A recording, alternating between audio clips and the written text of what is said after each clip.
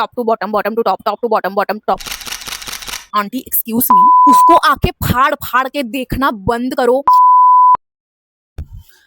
Guys, can we just appreciate this one thing? Indian relatives are literally the biggest unpaid life coaches.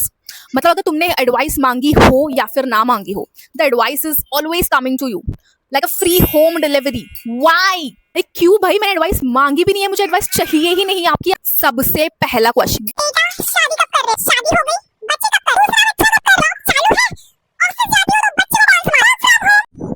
कैसे इतनी easy life कैसे जी सकती है लड़की? Aunty excuse मी, मतलब इन आंटियों के पास हर आंसर के लिए एक नया क्वेश्चन रेडी होता ही है, हर एक डिसीजन के लिए एक नया जजमेंट रेडी ही रहता है। Now the thing which happened with me, fashion review by one particular aunty. It is that so कि मैं तैयार हो ही रही थी कि she just walked in and said me, मतलब मेरा इतना अच्छा दिन है एंड मैं इतनी एक्साइटमेंट में रेडी हो रही हूँ, matching earrings, makeup done, hair done. एक आंटी 50 मीटर दूर से चल के आती है and what she tells me is, and then I am just doing my thing, और फिर वो आता है आइकॉनिक डायलॉग। ये साड़ी कहाँ से ली? आई सेड कि आंटी मैंने दुकान से ली। इतनी अच्छी नहीं लग रही है तुम पे, दूसरी पहन लो।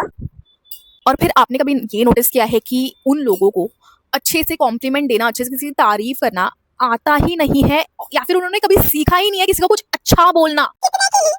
अरे इतने में तो हम दो साड़ियाँ लाते हैं उस दुकान से। आई यू आर टेलिंग मी, मैंने आपकी एडवाइस मांगी ही नहीं है। अरे ये ब्लाउज कहाँ से सिलाया? इतने में तो मैं 5 ब्लाउज सिला लेती हूँ। Oh god, like why you have to be the centre of attraction every time?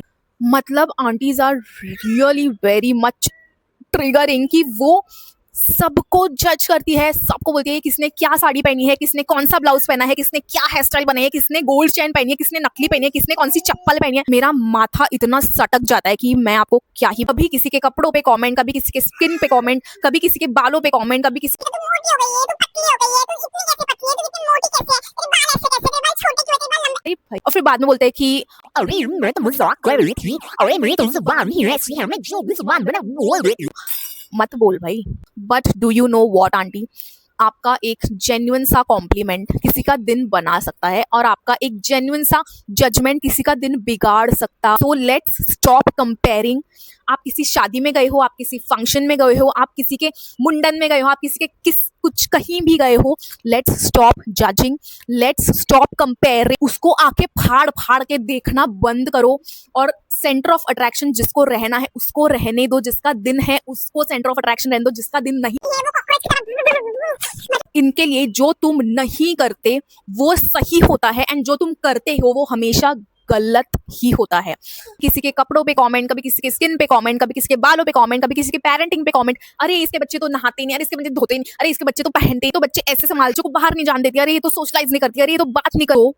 Let's stop judging, let's stop caring. इसी की वजह से, इन्हीं आंटियों की वजह से लोग ये बोलते हैं कि औरत ही औरत की दुश्मन होती है। भाई औरत औरत की दुश्मन नहीं होती है, औरत ही औरत को ग्रो कराती है। And let's grow, right, let's grow together, let's clap for each other. हम ही हमारा सपोर्ट बन सकते हैं, and we need to support each other in let's clap for each other, because at the end of the day लोग ये याद नहीं रखेंगे, लोग ये याद रखेंगे कि तुमने उनको कैसा फील कराया था। और फिर लास्ट में वही आंटी आके बोलती है कि अरे बेटा हम तो तुम्हारे भले के लिए बोल रहे थे,